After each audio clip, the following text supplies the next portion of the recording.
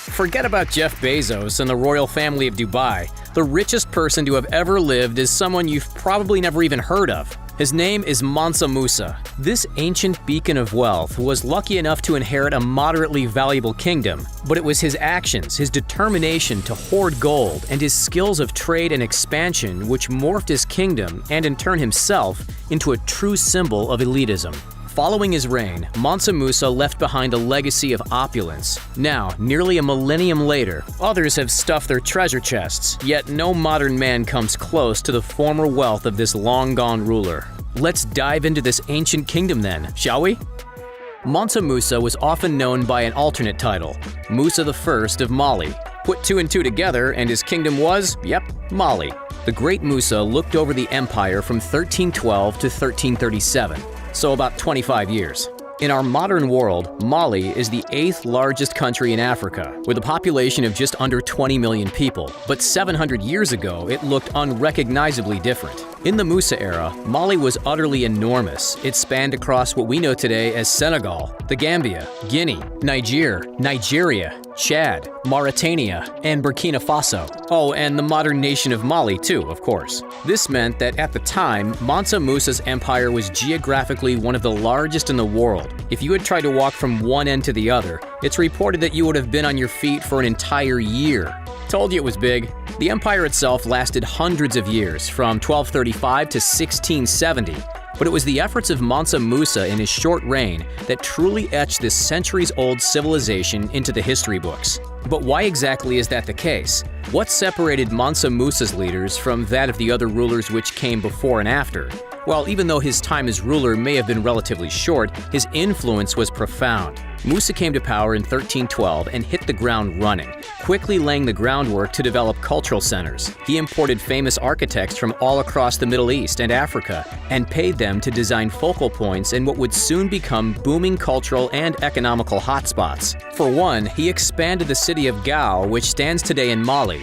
The Gao Mosque was constructed with burnt bricks, a material that had never been used before in the region. This was just one of many examples of Musa's innovations, the Hall of Audience in Niani being another. However, his most famous development was undoubtedly the infamous city of Timbuktu.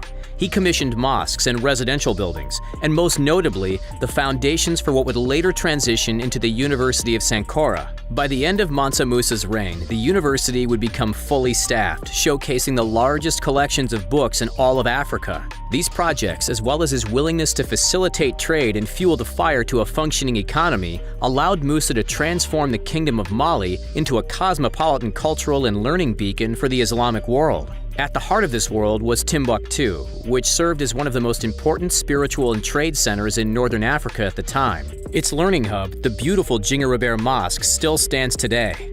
Amazing, isn't it? Despite all of his success and progress, Musa's role as leader wasn't actually planned.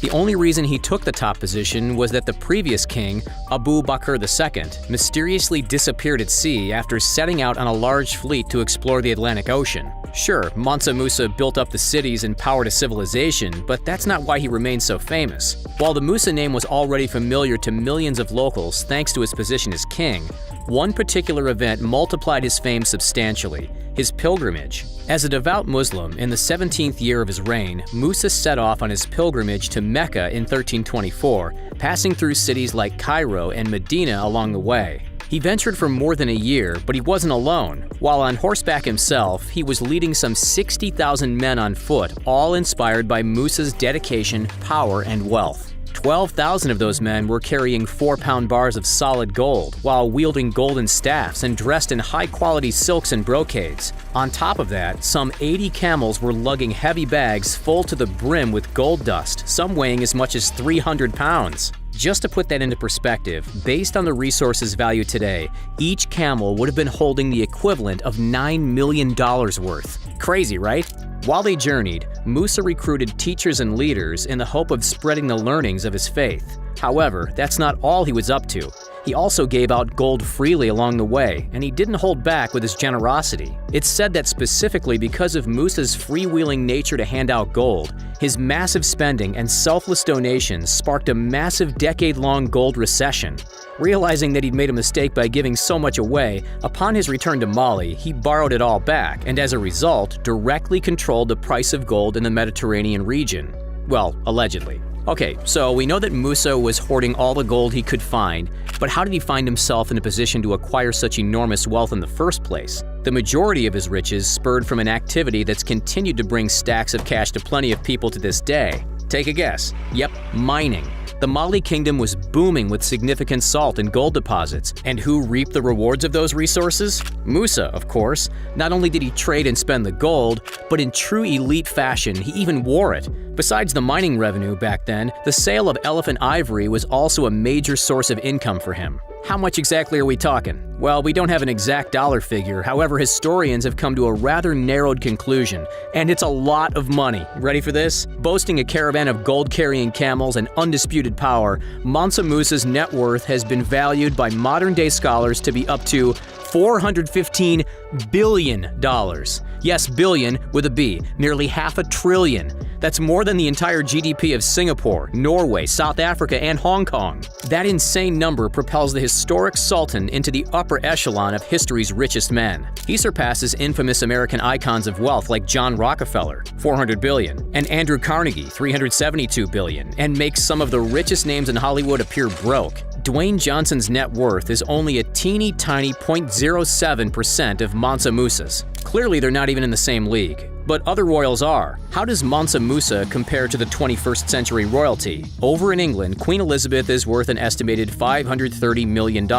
Imagine all that cash in a vault. Now multiply that vault by 783, and you'll get an insight into Musa's massive wealth. It's incomprehensible. What about in the Middle East? Over in Dubai, the richest family member by far is Sheikh Mohammed bin Rashid Al Maktoum. Despite being an ultimate symbol of affluence with a bank balance of $18 billion, the UAE vice president and prime minister is still worth a mere 4% of the former ruler of Mali. But let's forget about the royals for a moment. Does anyone, royal or otherwise, even come close to Musa? As of 2020, 3 of the richest people on the entire planet are empires in their own field. Jeff Bezos, the richest man alive, is worth $184 billion.